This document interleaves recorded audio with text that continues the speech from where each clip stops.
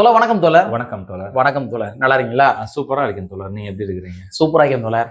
So இன்னைக்கான அரசியல் களத்துல எது சம்பந்தமாக விவாதிக்க போறோம் அப்படின்னா, சமூக வலைத்தளங்களை திறந்தாலே ஒரு செய்தி பயங்கரமா வைரலா போயிருக்கு. அப்படியா?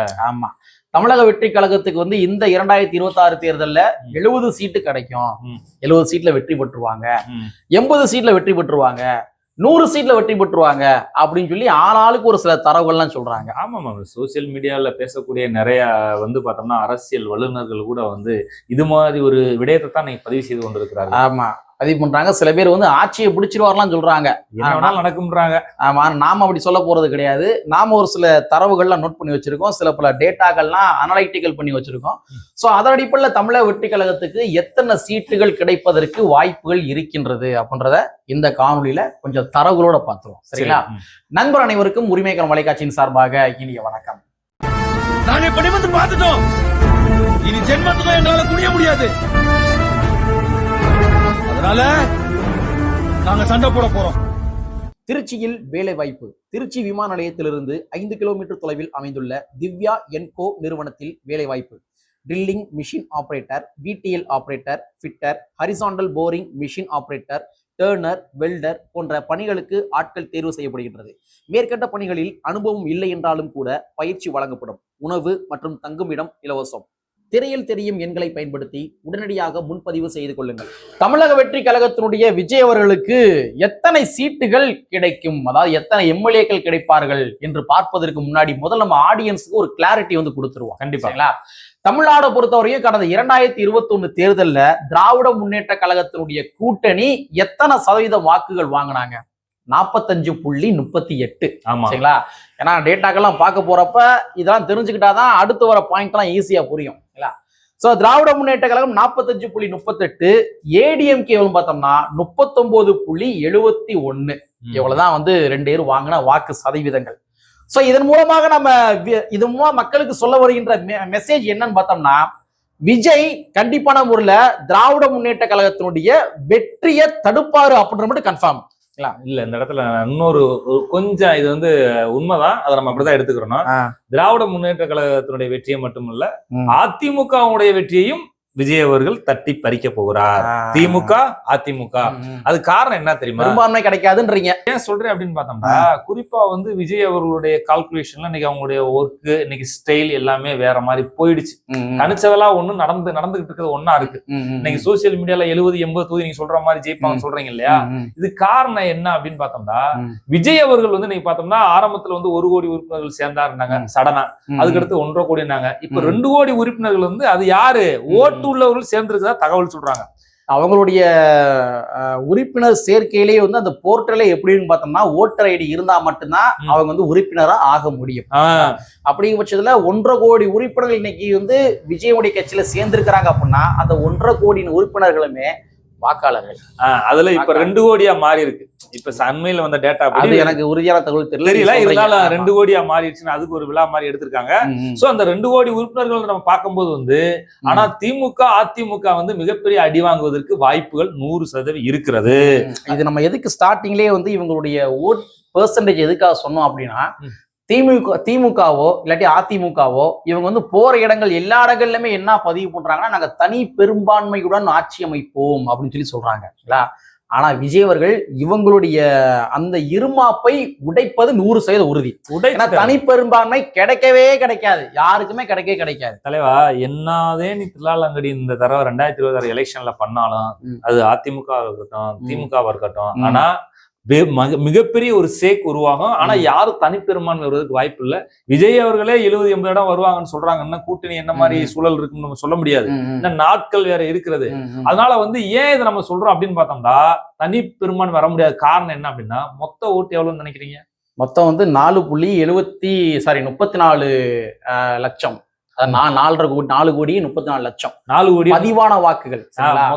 மொத்த பதிவான வாக்குகள் 4.34 லட்சம். கடந்த தேர்தல் நம்ம சொல்றோம். ஆனா மொத்த வாக்காளர்கள் அப்படின்னு பார்க்கும்போது தமிழ்நாட்டுல ஏறக்குறைய வந்து 6.25 கோடி தான் மொத்த வாக்காளர்கள்.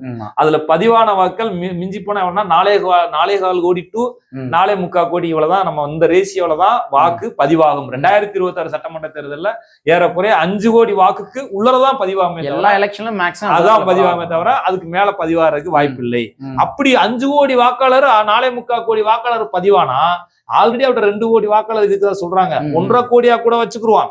ஒரு டேட்டா 1.5 கோடியா கூட வச்சுக்குருவான். அப்ப 1.5 கோடியா 3ஆ டிவைட் பண்ணாலே திமுக அதிமுக விஜய் டிவைட் பண்ணாலே என்ன ஆகுது? 3 பேரை முக்கோணமா தான் ஜெயிக்க முடியும் ட்ரையாங்கல் பொசிஷன்ல. அப்ப தனிப்பெரும்பான்மை யாருக்குமே கிடைக்காது, வாய்ப்பே இல்ல. கூட்டணியை பொறுத்துதான் 2020 சட்டமன்ற தேர்தல் என்பது வந்து கூட்டணி பலம் தான். விஜய் முதலமைச்சர் ஆவது கூட்டணி பலம் இருந்தால் விஜய் முதலமைச்சர் ஆவார். கூட்டணி பலம் இல்லை அப்படி என்றால் முக்கோண சைஸ்ல ஜெயிப்பாங்க. அதே மாதிரி தோல நம்ம விஜய் அவருடைய ஓட் பேங்க் எவ்வளவுன்றது நம்ம சொல்ல வேண்டிய தேவை இருக்கு. ஆமா, ஆளுக்கு வந்து ஒரு சில சதவீதங்கள் சொல்றாங்க. பட் இருந்தாலும் விஜய் அவர்கள் தன்னுடைய அந்த வெப்சைட் இருக்கு இல்லையா, போர்ட்டல் இருக்கு இல்லையா, உறுப்பினர் சேர்க்கை போர்ட்டல், அந்த உறுப்பினர் சேர்க்கை போர்ட்டல்ல வந்து பார்த்தோம்னா 2 கோடி வாக்காளர்கள் பதிவு செஞ்சிருக்காங்க அப்படின்னு சொல்லி நீங்க சொல்றீங்க. பட் இருந்தாலும் நம்ம ஒரு 1.5 கோடி கணக்கு பண்ணி பார்ப்போமே. 1.5 கோடி கணக்கு பண்ணி பார்த்தோம் அப்படின்னா தமிழ்நாட்டுல மொத்தமாக பதிவான வாக்குகளுடைய எண்ணிக்கை 4.34 லட்சம். 4 கோடியே 34 லட்சம். சோ அப்ப இந்த 1.5 கோடியே 4.34 லட்சத்துல நம்ம டிவைட் பண்ணி பார்க்கின்ற பொழுது விஜய் அவர்களுக்கு 34% வாக்கு வங்கிகள் இருக்கின்றது. ஆமா, 34% இருக்குது. அப்ப நீங்க டிஎம்கே எவ்வளவு? இப்ப வெறும் 45.38. ஏடிஎம்கே எவ்வளவு? 39.71. அப்ப திமுகவுக்கும் விஜய்க்கும் வாக்கு சதவீதம் எவ்வளவு வித்தியாசமா இருக்குன்னு பார்த்தோம்னா மிஞ்சி போனா 10% வாக்கு வித்தியாசம் இருக்கு. அதாவது இந்த 10 எடுக்க முடியாத விஜய்னால இந்த 10%ஓட இது வந்து திமுகவுல இருந்து அந்த ஓட்டு எடுத்திருக்காரு, அதிமுகவுல இருந்து ஓட்டு எடுத்திருக்காரு. அப்ப அங்கேயும் குறையும், திமுகவுலயும் குறையும், இந்த ரேஷியோ குறையும், அதிமுகவுலயே ரேஷியோ குறையும். ஏறக்குறைய வந்து 3 கட்சிகளுமே ஒரே லெவல் ஓட்டு வாங்குவாங்க.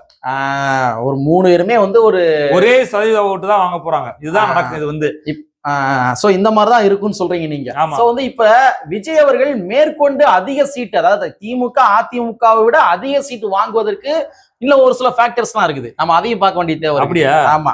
சோ அது என்னன்னு பார்த்தோம்னா அதிருப்தி வாக்குகள் வந்து ரொம்ப முக்கியமான பிளே பண்ணும் இந்த இடத்துல. கண்டிப்பா தமிழ்நாட்டுல போதாமைகளை வந்து அடிச்சுக்கவே முடியாது. ஆமா, அதுவும் குறிப்பா திமுகவுடைய ஆட்சியில தற்பொழுது எக்கச்சக்க போதாமைகள் இருக்குது. கொடுத்த வாக்குறுதிகள் பெரும்பாலும் நிறைவேற்றல. சோ அப்ப அந்த மாதிரி இருக்கிற அதிருப்தி வாக்குகள் இருக்கு இல்லையா, அந்த வாக்குகள் தமிழக வெற்றி கழகத்துக்கு போவது மூலமாக தமிழக வெற்றி கழகம் அதிக சீட்டு எண்ணிக்கை பெறுவதற்கு வாய்ப்பு இருக்கு. அது அதிக சீட்டு அதுலயும் பெறுவதற்கு வாய்ப்பு இருக்கு. ரெண்டாவது கூட்டணி இன்னும் எப்படி அமைக்க போறாங்கன்னு தெரியல. ஒருவேளை அந்த கூட்டணி அலைன்ஸ பொறுத்து நிறைய மாற்றங்கள் தமிழ்நாட்டுல நடக்கலாம்.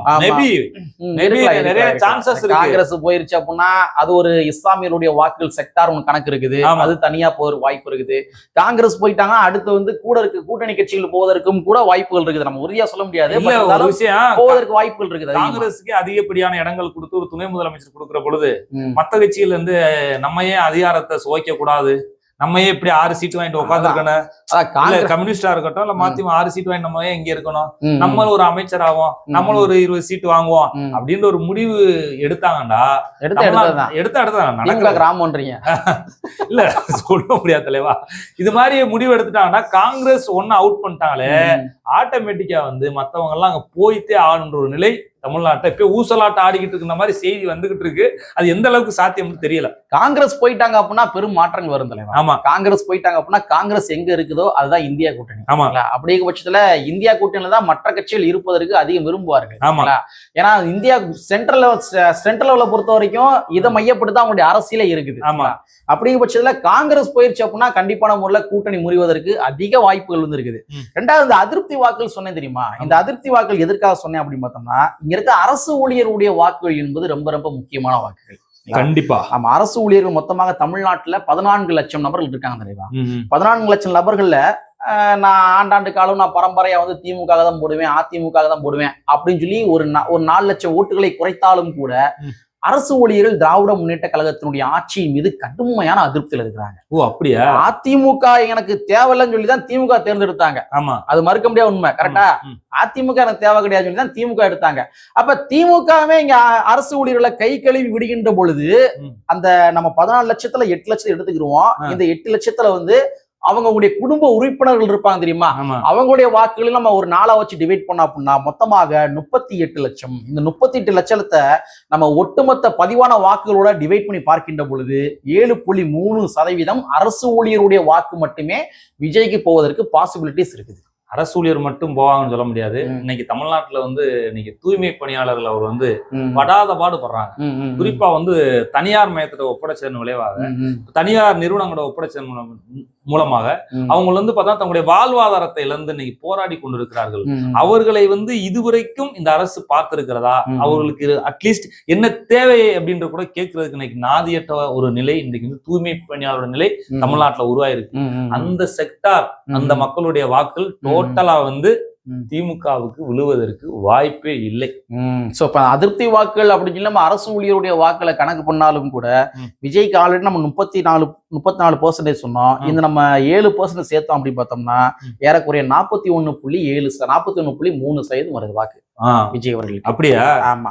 அப்ப நீங்க சொல்றத பாக்கல தமிழக வெற்றி கழகமே 2026 ஆட்சி அமைக்க போறது மாதிரி இந்த டேட்டா இருக்கு. இல்ல சதவீதங்கள் ஒரு பக்கம் இருந்தாலும் கூட தலைவா, ஒரு 100 ஓட்டு 1000 ஓட்டுல தோத்தா தானே. ஆமா, 500 ஒரு ஓட்டுல தோத்தாலும் தோல்விதான். சதவீதங்கள் வச்சுக்கிருவோம், சதவீதம் ஓகேதான் அங்கிட்டு ஒண்ணு கிடையாது. ஒரு மாணவன் வந்து அவுட் ஆஃப், அதாவது ஒரு 500 மார்க்குக்கு வந்து மொத்த மார்க்கு பார்த்தோம்னா 480 மார்க் வாங்குறான் வச்சுக்கோங்க, 420 30 வாங்குறான் வச்சுக்கோங்க. ஆனா ஒரே ஒரு பாடத்தை மட்டும் ஃபெயிலா போயிருந்தானா வெயில் தானே. அந்த மாதிரிதான். அந்த மாதிரி நம்ம சொன்ன மாதிரி 41.3% விஜய் அவர்கள் வாக்கு வாங்கினாலும் கூட, ஒருவேளை சொல்றோம் நம்ம அசம்ஷன் பண்ணி சொல்றோம், வாங்கினாலும் கூட ஆட்சி அமைக்க முடியுமா அப்படின்றது மிகப்பெரிய ஒரு கேள்வி. இப்ப நீங்க உதாரணத்துக்கு என்ன சொல்றீங்க அப்படின்னு பார்த்தோம்னா, பீகார்ல நடந்த எலெக்ஷன்ல என்ன ஆச்சு அப்படின்னு பார்த்தோம்னா, அந்த எதிரணி வந்து பார்த்தோம்னா வாக்கு சதவீதத்துல கூட ஆனா ஆட்சி அமைக்க முடியல. பிஜேபி ஜெயிச்ச தொகுதியை பார்த்தோம்னா 500 ஓட்டு 100 ஓட்டு 200 ஓட்டு இவ்வளவு வேரியன்ஸ். ஆமா. ஆனா வந்து வாக்கு சதவீதம் பார்க்கும்போது ரொம்ப கம்மி. யாரு? பிஜேபி. ஆனா வாக்கு கூட வாங்கி ஆட்சியை பிடிக்க முடியல. இந்த சொல் வந்தா வரலாம் இல்லையா, மேபி. அதனால வந்து 41.3% வாங்கிட்டாங்கன்னா அவங்க தான் ஆட்சி அமைப்பான்னு சொல்ல முடியாது. பட் இருந்தாலும் நீங்க சொன்ன மாதிரி ஒரு ட்ரையாங்கிள் ஷேப்ல தான் இந்த எலெக்ஷன் வந்து இருக்கும். சரிங்களா? இல்ல இப்படி எடுத்துக்கலாமா, நீங்க வந்து முன்கூட்டியே வந்து தமிழக வெற்றி கழகத்தை கொஞ்சம் கவனமா எச்சரிக்கையா இருக்குன்ற மாதிரி இருக்கு. நான் ஒட்டுமொத்தமா சொல்றேன், ஒட்டுமொத்தமா மட்டும் கிடையாது. இப்ப நம்ம பேசுறது நல்ல தரவுகள் தலைவா. இங்க வந்து அவங்க என்ன பண்ணலாம்னா, நீங்க சொன்ன மாதிரி தூய்மை பணியாளருடைய குறைகளை நிவர்த்தி செஞ்சு தரலாம், அரசு ஊழியருடைய கோரிக்கை நிறைவேற்றி தரலாம். அதெல்லாம் திமுக பண்ணுமான்றது மிகப்பெரிய டவுட். பண்ணாலும் கூட மக்கள் ஏற்றுக்கொள்வார்களான்றதே பெரிய டவுட். 4.25 வருஷம் கடந்து போச்சு. நீங்க 6 மாசத்துல மட்டும் வந்து இந்தங்க நீங்க மகளிர் உரிமை தொகை வாங்கி கொடுக்கலாம் பாத்தீங்களா, அந்த மாதிரி கொடுத்தா மக்கள் ஓட்டு போட்டுருவாங்களா? சொல்ல முடியாது.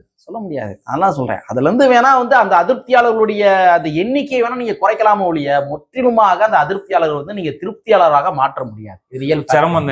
அப்ப எப்படி வச்சுக்கலாம் வேணா 70-70-70 21. ஆமா, 24 வச்சுக்கலாமா? இப்படிதான் வச்சுக்கலாம். 75-75 வச்சுக்கலாமா? 75-75 கூட வச்சுக்கோங்க. திமுக 75, அதிமுக 75, விஜய் வந்து ஒரு 75. சோ மீத இருக்கிற இடங்கள் எல்லாமே வந்து ஒரு ஊசலாட்டத்துல இருக்கும் அப்படின்ற மாதிரிதான் நம்மால் புரிந்து கொள்ள முடிகின்றது. சோ ஆக மொத்தத்துல யூடியூப் சேனல்ல வந்து இந்த அனலைட்டிக்கல் பர்சன்ஸ் எல்லாம் உட்காந்து சும்மா ராவா மட்டும் பேசியிருப்பாங்க. 70 வாங்குவாங்க 80 வாங்க சொல்லியிருப்பாங்க. ஆனா நாம எடுத்த டேட்டாவின் அடிப்படையில அவங்க எடுத்திருப்பாங்கன்றது தெரியல. நாம இதுல கோ த்ரூ பண்ணி தான் இவ்வளவு டேட்டாக்கள் சொல்லியிருக்கோம். ஸோ ஃபைனல் நம்ம சொல்ல வருது என்ன பார்த்தோம்னா, விஜய்க்கு 70 தொகுதி 70 to 75 தொகுதி என்பது கன்ஃபார்ம் அப்படின்ற மாதிரி. திமுகவுக்கு 70 to 75, அதிமுகவுக்கு 70 to 75, மீதி ஊசலாட்டம் அப்படி வச்சுக்கோங்க. அவ்வளவுதான். இன்னும் நிறைய டேட்டா இருக்குது, நம்ம டீகோடிங் பண்ண வச்சுங்களேன். நமக்கு வேணாம், அதனால வந்து வேலோட்டமா சொல்லி அடுத்த வீடியோல பேசுவோம் சரிங்களா என்பதனை கூறிக்கொண்டு, கற்பி ஒன்று செய் புரட்சி செய்கின்ற புரட்சியில் அம்பேத்கருடைய வரியை கூறிக்கொண்டு நிறைவு செய்கின்றோம். நன்றி, வணக்கம்.